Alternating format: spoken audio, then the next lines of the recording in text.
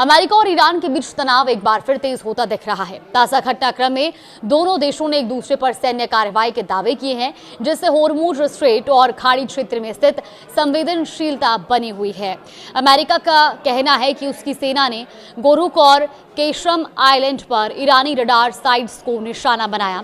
अमेरिकी central command यानी कि सेंटकॉम के मुताबिक सबसे पहले होर्मुज क्षेत्र में ईरान के 4 अटैक ड्रोन मारे गए। इसके बाद आगे के हमलों को रोकने के लिए रडार साइट्स पर कार्रवाई की गई।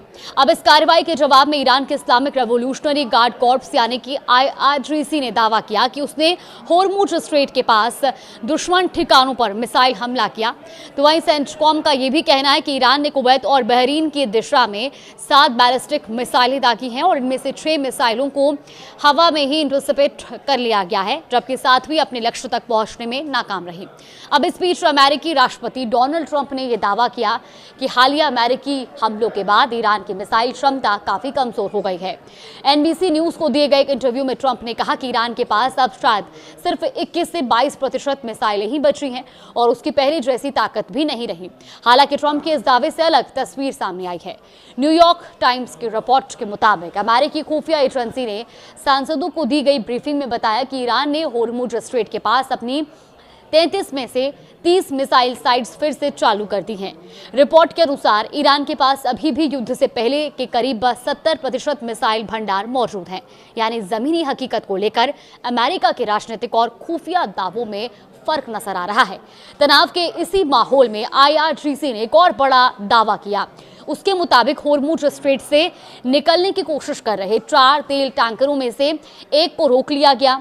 IRGC का कहना है कि चेतावनी दिए जाने के बाद बाकी 3 टैंकर भी पीछे हट गए हैं। गौरतलब है कि होर्मुज स्ट्रेट दुनिया की ऊर्जा आपूर्ति के लिहाज से बेहद अहम समुद्री मार्ग है और इसी बीच अब कूटनीतिक मोर्चे पर भी गतिविधियां जारी हैं।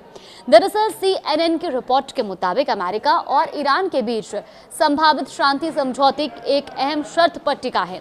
मामला ईरान की फ्रीज की गई 24 अरब डॉलर यानी कि करीब 2,29,000 करोड़ रुपए की संपत्ति से जुड़ा है। रिपोर्ट के अनुसार ईरान चाहता है कि अंतरिम समझौते पर हस्ताक्षर होते ही 12 अरब डॉलर जारी किए जाएं, ताकि बाकी जो 12 अरब डॉलर बाद में दिए जाएं। अब ईरान के सुप्रीम लीडर के सैन्य सलाहकार मोहसिन रेजाई ने यह भी कहा है कि बातचीत अड़चन में फंसी हुई है और इसे आगे बढ़ाना या खत्म करना ट्रंप प्रशासन के हाथ में है। उन्होंने ये भी कहा कि गेंद अब ट्रंप के पाले में है। तो वहीं अमेरिकी अधिकारियों को आशंका है कि अभी फंड जारी करने से ईरान पर दबाव कमजोर पड़ सकता है। यानी सैन्य और कूटनीतिक दोनों मोर्चों पर हालात नाजुक बने हुए हैं और इसी बीच अमेरिका के भीतर भी इस मुद्दे पर राजनीतिक हलचल दिख रही है। प्रतिनिधि सभा के 2 डेमोक्रेट सांसदों ने विदेश मंत्री मार्को रूबियो से वेस्ट बैंक में इजराइल की नई बस्तियों के विस्तार को रोकने की मांग की है। सांसदों ने ट्रंप प्रशासन से कहा कि वो कूटनीतिक और कानूनी सभी विकल्पों का इस्तेमाल कर अवैध बस्ती निर्माण पर रोक लगाएं।